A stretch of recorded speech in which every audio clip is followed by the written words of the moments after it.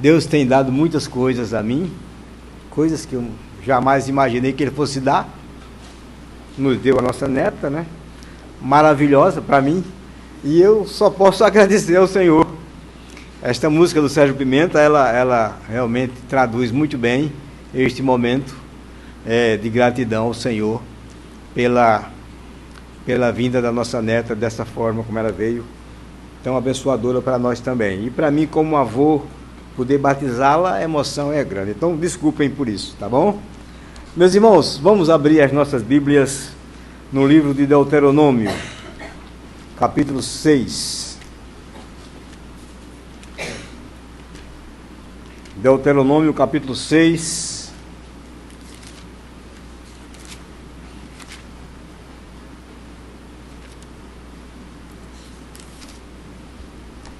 E vamos ler do versículo 4 até o versículo 9. Deuteronômio 6, de 4 a 9. Mesmo assentado como vocês estão, mas com reverência, eu peço que vocês permaneçam com a Bíblia aberta. Diz o seguinte, o texto sagrado: Ouve, Israel, o Senhor nosso Deus é o único Senhor. Amarás, pois, o Senhor teu Deus de todo o teu coração, de toda a tua alma e de toda a tua força. Estas palavras que hoje te ordeno estarão no teu coração. Tu as inculcarás a teus filhos, e delas falarás assentado em tua casa, e andando pelo caminho, e ao deitar-te e ao levantar-te.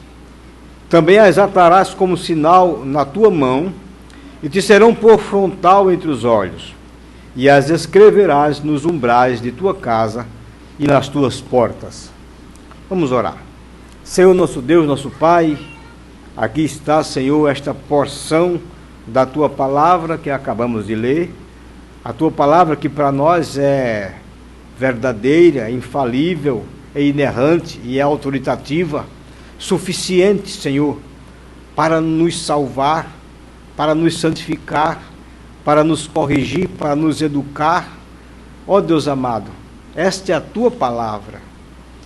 E a nossa oração neste momento, Senhor, considerando a nossa fraqueza, a nossa incapacidade de entendê-la completamente e de alcançar a sua profundidade, pedimos a Tua graça, a iluminação do Teu Espírito, para que possamos entendê-la, Senhor, pelo menos neste momento, e que o que aqui vamos aprender nesta manhã possa realmente calar no nosso coração, possa servir, Senhor, de regra, de prática para nós, Senhor, durante toda a nossa vida. Senhor, abençoa-nos, pois, neste momento, e ilumina-nos pelo Teu Espírito Santo. É o que nós te oramos no nome de Jesus. Amém. Amém. Meus irmãos, esta sessão que nós acabamos de ler, do versículo 4 ao 9, de Deuteronômio 6, é conhecido na tradição judaica como Shema, por causa da palavra, por causa do verbo, o início, né? Ouve, o verbo ouvir é a palavra Shema no hebraico. Então, é muito conhecido entre quem estuda como Shema. E contém, na verdade, aquilo que deveria ser chamado de verdade fundamental da religião de Israel e dever fundamental nela baseado. Tornou-se a confissão de fé judaica e era recitada 2 vezes, todos os dias, de manhã e à noite, à tardezinha, por todos os judeus que eram piedosos mesmo. Esse texto ele é muito significativo para todos nós, porque ele traz para a gente uma base fundamental para a vida cristã e para a vida em família também.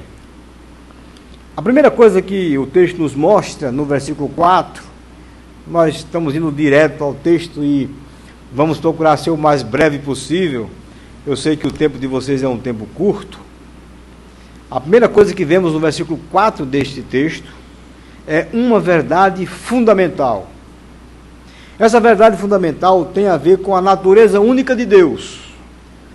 O versículo 4, ele diz exatamente o seguinte: ouve, Israel, o Senhor nosso Deus é o único Senhor. Este versículo poderia ser traduzido também da seguinte forma: Yahvé é nosso Deus, Yahvé é único. Esse Senhor aqui é a palavra Yahvé, que é o Deus da aliança, o Deus que fez uma aliança com o seu povo. Nesta verdade fundamental, nós percebemos algumas implicações teológicas e práticas. Há implicações teológicas e práticas. Teológica, nós podemos ver o seguinte: este verso expressa, segundo o comentarista Peter Craig, expressa não apenas a singularidade, mas também a unidade de Deus. Sendo um Deus, ou o único, quando ele falava, não havia outro Deus que o contradissesse. Quando prometia, não havia outro que revogasse a promessa. Quando advertia, não havia outro em quem achar refúgio. Deus único. Mas tanto no sentido singular, mas aqui não entra em contradição com um Deus subsistindo em três pessoas, porque a palavra único aqui tem a ver também com unidade. É a mesma palavra usada lá em Gênesis 2:24, quando diz que marido e mulher se tornam uma só carne. Então é um Deus único, singular, porque ele é único, mas ao mesmo tempo um Deus que forma uma unidade, subsistindo em três pessoas. Esta realidade, ela contrasta com o pensamento religioso da Mesopotâmia, em que havia muitos deuses, né? A multiplicidade de Deus produzia uma grande tensão na vida humana. Uma briga entre os deuses poderia afetar radicalmente a vida das pessoas. A estrutura da crença politeísta incluía deidades benévolas e malévolas em relação ao homem. Então, havia essa discussão, essa briga entre os deuses no panteão grego e romano, se um deus estava irado, o outro não gostava da ação do outro. Isso era um problema muito sério, havia muita tensão nesse aspecto com respeito aos homens. Mas o nosso Deus é único. É o único Deus subsistindo em três pessoas, com funções bem específicas e diferentes, e importantíssimas na nossa vida. Mas nós podemos também ver uma questão prática aqui, uma implicação prática. Por exemplo, se nós lermos o Cântico de Moisés, em Êxodo 15, a partir do versículo 11 por diante, nós vamos perceber que no Êxodo, os israelitas, eles descobriram a singularidade de seu Deus, e o fato de que os deuses egípcios nada podiam fazer para impedir que o povo do Senhor deixasse o Egito. O Egito tinha tantos deuses, mas nada pôde fazer, ou puderam fazer aqueles deuses para impedir que o povo de Israel saísse do Egito. E um único Deus, o único Deus verdadeiro, que é o nosso Senhor, determinou que eles sairiam, e assim eles saíram. Então essa verdade é uma verdade fundamental para todos nós. Nós vamos falar um pouco nas aplicações sobre isso. O versículo 5, ele vai nos mostrar um dever fundamental que é baseado nessa verdade fundamental. O dever fundamental, meus irmãos, é a reação de amor que Deus requer do homem. Se ele é um Deus único, é o único Deus, ele requer, exige de nós uma reação de amor. E a reação está aqui: amarás o Senhor teu Deus. Amarás, pois, o Senhor teu Deus, considerando que ele é único e que ele é o Senhor no sentido de que ele é soberano e que manda em todas as coisas. Ame o Senhor, seu Deus. Amarás, pois, o Senhor teu Deus. Este mandamento é central. Entendendo que todo o livro de Deuteronômio se refere à renovação da aliança com Deus, embora essa renovação exigisse obediência, essa obediência só seria possível se fosse uma resposta de amor para com o Senhor da aliança. Só teria sentido se for uma resposta de amor, nessa obediência. Por isso ele diz: de todo o teu coração, de toda a tua alma e de toda a tua força. E o Senhor Jesus depois acrescenta em Marcos: de todo o teu entendimento. Então, amarás, pois, o Senhor teu Deus de todo o teu coração, de toda a tua alma, de toda a tua força e de todo o teu entendimento. Isso significa dizer que o povo foi chamado para amar a Deus de forma inteira e completa. Isto é uma forma de se dizer que o amor que o homem precisa dedicar a Deus é ímpar. Não é o mesmo amor que ele dedica à esposa, ou a esposa ao esposo, não é o mesmo amor que ele dedica aos filhos. É um amor que só pode ser dedicado a Deus. Esta forma de amar a Deus, inteira e completa, é demonstrada e evidenciada em uma bem disposta e alegre obediência aos mandamentos de Deus. Esta é a forma como o homem pode amar a Deus. Depois que nós vemos no texto uma verdade fundamental e um dever fundamental também, mas baseado nessa verdade, aí o texto nos traz 3 consequências que devem ou deveriam ser naturais na vida de cada crente.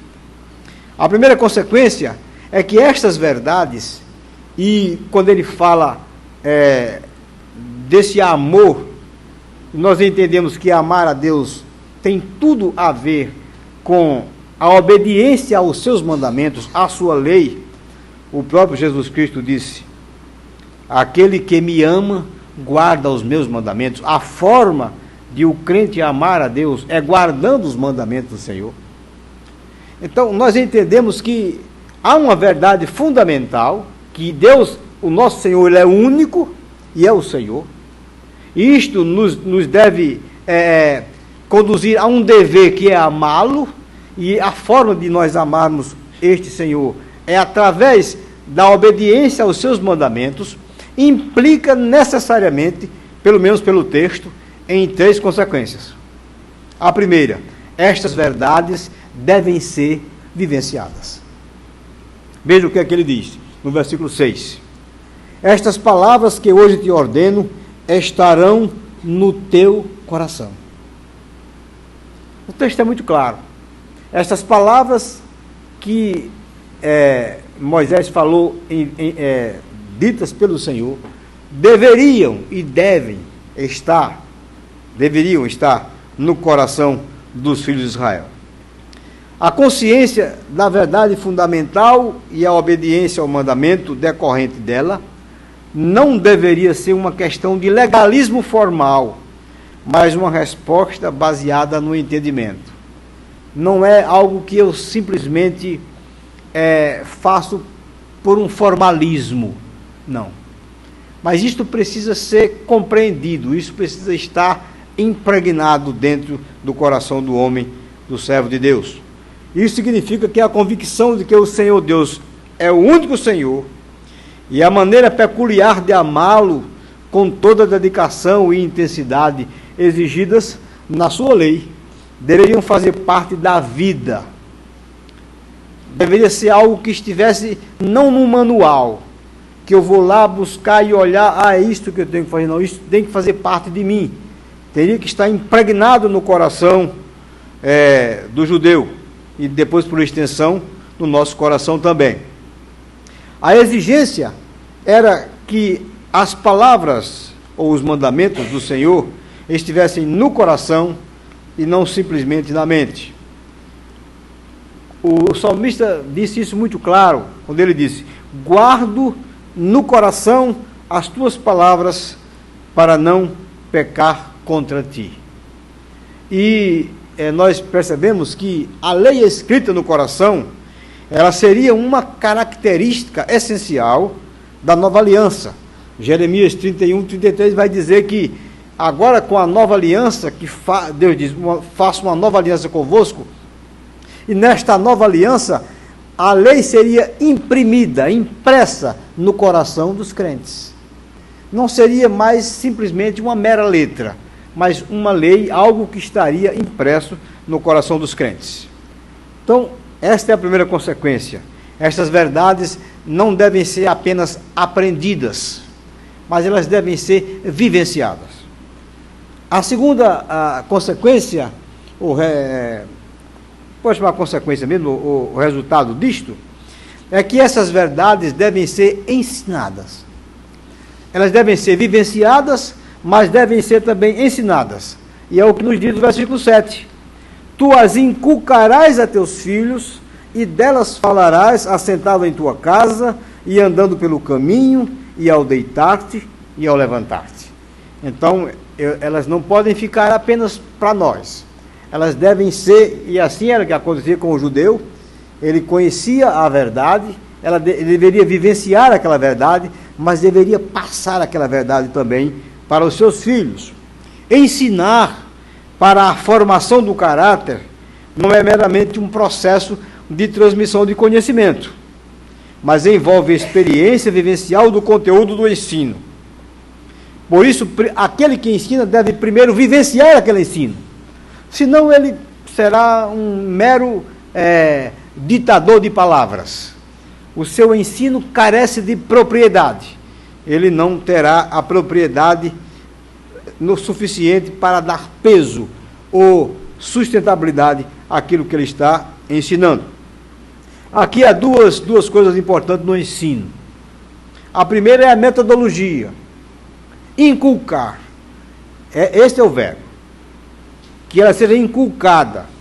Este verbo nos dá a ideia de uma forma de ensinar com insistência, através de várias repetições, de maneira que a essência do ensino fique arraigada no coração da criança. Ensinar, e ensinar, e ensinar, e ensinar, e ensinar.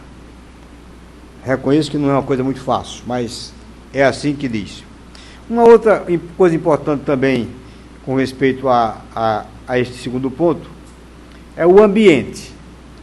O ambiente deve ser a vida comum do lar, o dia a dia.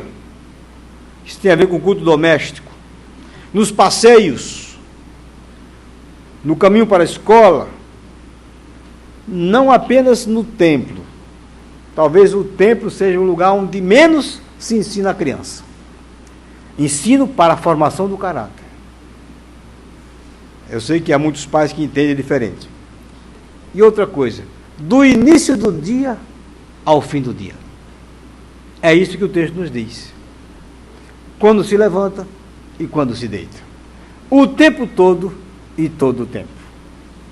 Coisa interessante. Isso é simplesmente, na minha opinião, maravilhoso. E finalmente, para que nós terminemos a exposição do texto, os versículos 8 e 9 diz que essas verdades devem ser buscadas. Elas não são aprendidas e pronto. Não. Elas precisam ser buscadas. Muitas vezes nós, isso eu já sei. Essa verdade eu já sei. Não sabe. Diz assim, olha, versículos 8 e 9. Também as atarás como sinal na tua mão, e te serão por frontal entre os olhos, e as escreverás nos umbrais de tua casa e nas tuas portas. Isto é uma forma de dizer que eu preciso buscar essa verdade o tempo todo. Elas precisam estar diante de mim. Se fosse possível, eu deveria colocar a lei do Senhor pregado na geladeira, na porta da geladeira, na porta do quarto, em vários locais, para que eu pudesse ter o tempo todo conhecimento dessas verdades. Os judeus levaram isso a um ponto até literal. Eles criaram umas caixinhas, que é os filactérios, onde eles colocavam ali dentro uns rolinhos bem pequenininhos com esses textos e penduravam aqui na testa ou amarravam aqui no braço. Jesus Cristo, quando está fazendo uma crítica, acusando os fariseus, ele diz que eles começaram a aumentar os seus filactérios. Então começaram para que eles pudessem ser olhados e vistos diante do povo como pessoas santas, né, pessoas piedosas, eles começaram a aumentar os seus filactérios. Então, estavam cada vez maiores, né, andavam com verdadeiros caixinhas maiores nos seus braços. Mas o que o texto quer nos dizer é que essas verdades devem ser buscadas com ansiedade, com sofreguidão. Meus irmãos, eu queria fazer algumas aplicações para nós neste texto que é tão precioso. Eu acho que eu tenho ainda 7 minutos aqui. Eu vou tentar fazer isto dentro dos 7 minutos que eu tenho.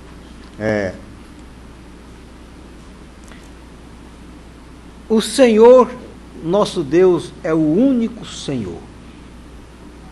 Essa é uma verdade fundamental para nós. A pergunta que eu faço a mim, e devo fazê-la todos os dias: o Senhor, nosso Deus, o Deus triuno, que subsiste em 3 pessoas, Pai, Filho e Espírito Santo, é de fato para mim o único Senhor? O Senhor Jesus disse que ninguém pode servir a 2 senhores. Ou há de aborrecer um e agradar o outro, ou vice-versa. Não tem, e Jesus chega a dizer, ninguém pode servir a Deus e as riquezas. Qualquer coisa na nossa vida que venha a tomar o primeiro lugar, passou a ser o Senhor.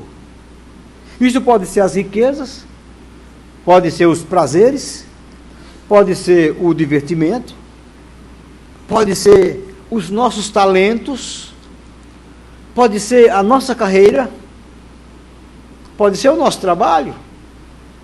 Há muitas formas de nós olharmos para determinadas coisas como se essas exercessem sobre nós um senhorio. Quando elas ocupam o primeiro lugar na nossa vida, elas já começam a se fazer nossos senhores.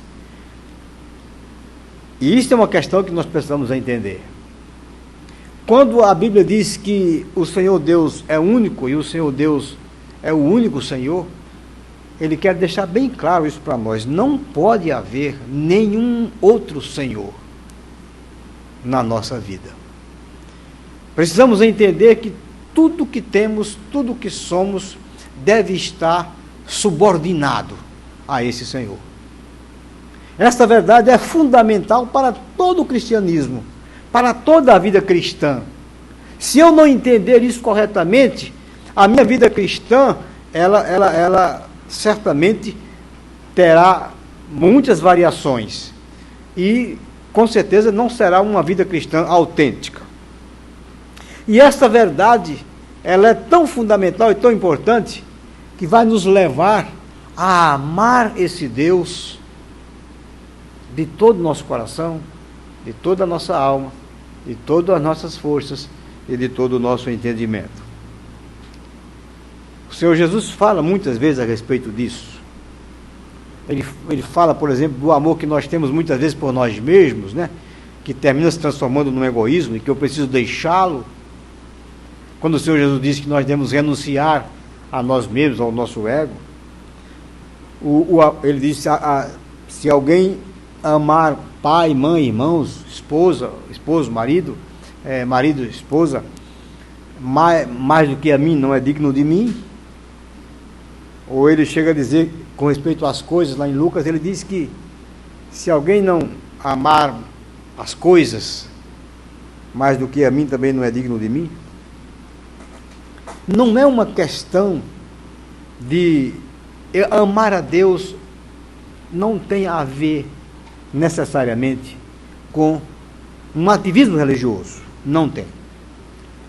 Você pode dizer assim, mas eu amo a Deus. E se alguém perguntar isso a nós, certamente nós vamos dizer, não, mas nós amamos a Deus, é claro que nós amamos a Deus. Eu vou para a igreja todos os dias, todos os domingos. Esperamos, né? Domingo é o dia do Senhor. Essa já é uma forma de amarmos ao Senhor. Por quê? Porque é um mandamento. Amar ao Senhor tem a ver com a obediência aos seus mandamentos e não com qualquer outra coisa. Não. O nosso ativismo não conta muito neste quesito, nesta questão. E sim a nossa obediência aos mandamentos do Senhor. Quando o Senhor, através do profeta Samuel, disse para Saul que ele deveria ir lutar contra os amalequitas, destruir todos os amalequitas, inclusive homens, mulheres, crianças e os animais. E Saul, desobedecendo a ordem do Senhor, trouxe os melhores animais, na verdade escolheu o melhor despojo e trouxe, com a desculpa diante de Samuel, de dizer que aqueles animais foram escolhidos para sacrifício ao Senhor. E Samuel disse algo importantíssimo a Saul. Disse: tem porventura o Senhor tanto prazer em sacrifício, quanto tem em que se obedeça os seus mandamentos? Nós só temos um caminho: amar a Deus é a obedecer os seus mandamentos. Aquele resumo da lei que está ali, os 10 mandamentos, não foram colocados na nossa vida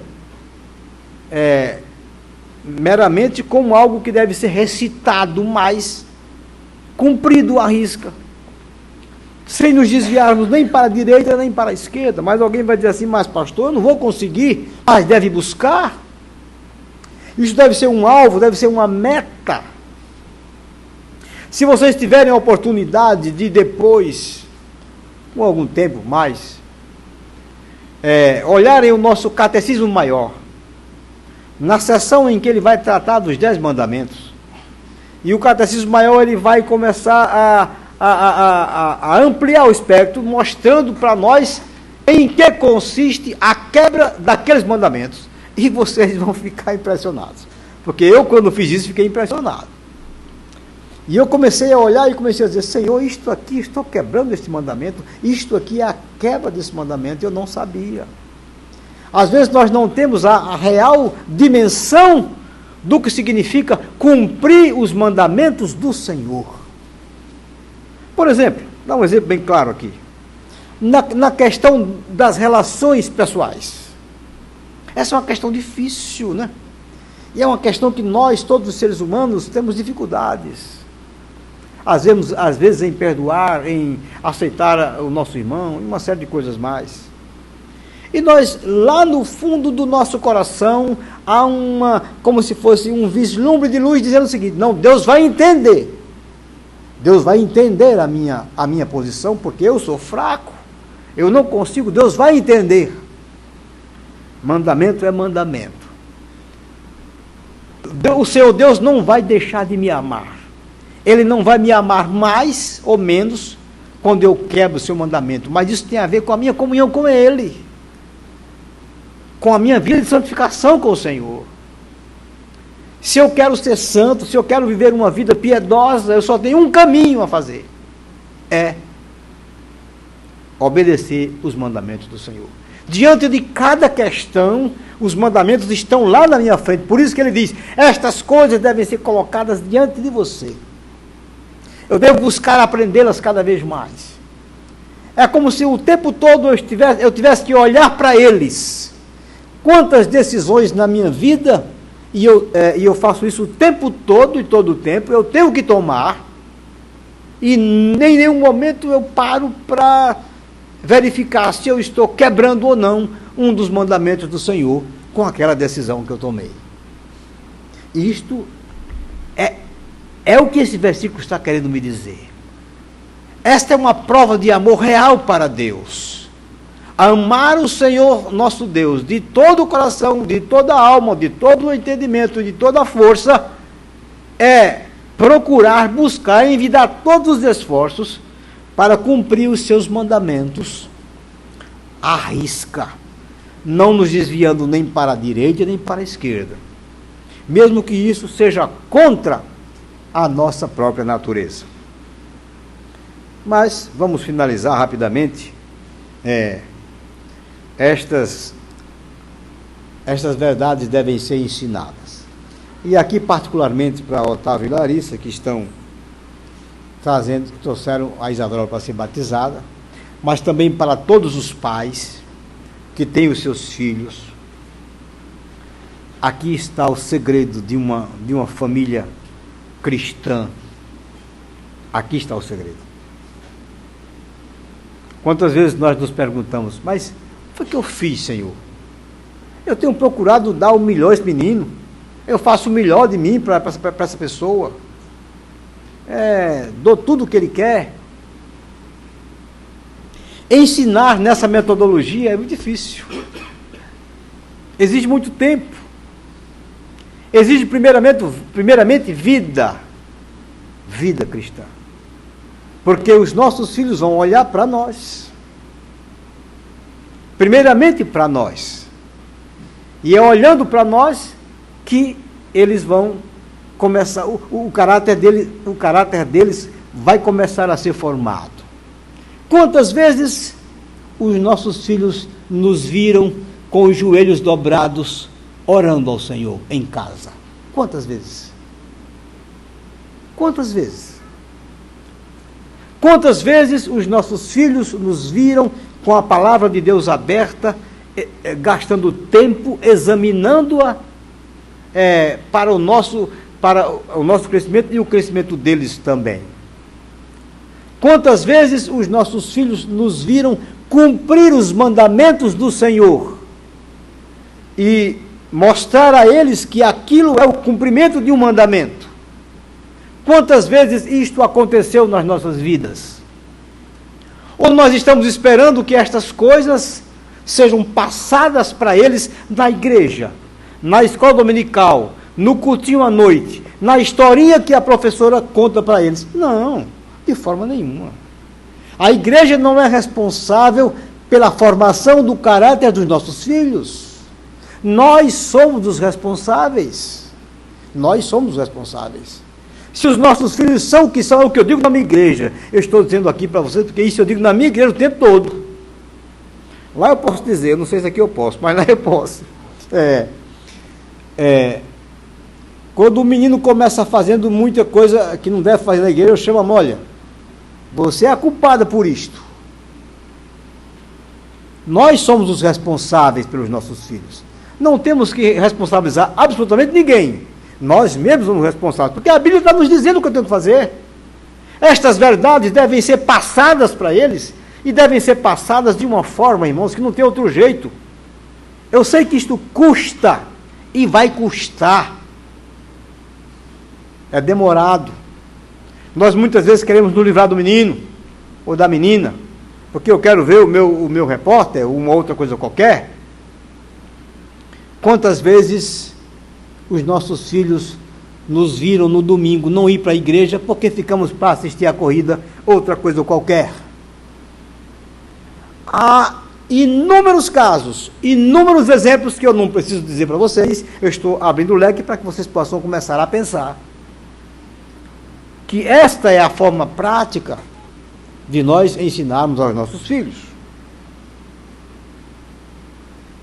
E eu peço a Deus que Ele tenha muita misericórdia de nós. Eu peço a Ele que Ele tenha muita misericórdia de mim. Ele já teve. Ele foi muito maravilhoso comigo. Quantas coisas eu errei. Vocês nem imaginam. Na criação das nossas filhas. Estou dizendo isso a vocês não é porque fiz isso à risca. Mas se eu pudesse voltar no tempo, com o conhecimento que eu tenho hoje, com a comunhão que eu tenho com o meu Senhor hoje, eu faria tudo diferente. Pelo menos buscaria fazer. Mas Deus, na sua infinita bondade e misericórdia, Ele neutralizou em muito as consequências dos meus erros e dos meus pecados. Um ato puro de graça e de misericórdia dEle. E eu hoje posso ver as nossas duas filhas na igreja, crentes, e também agora com uma netinha também crente. O mérito, posso garantir a vocês que infelizmente não foi meu, mas eu deveria ter algum mérito nisso, mas não tenho.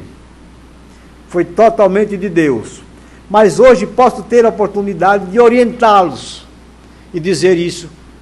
Quem sabe Deus possa usar estas palavras para tocar no coração daqueles que porventura ainda estejam com alguma dificuldade nessa área. Meus irmãos, que o Senhor se apiede de nós e nos dê a sua graça, porque nós dependemos muito dele. Amém? Amém. Eu ainda passo.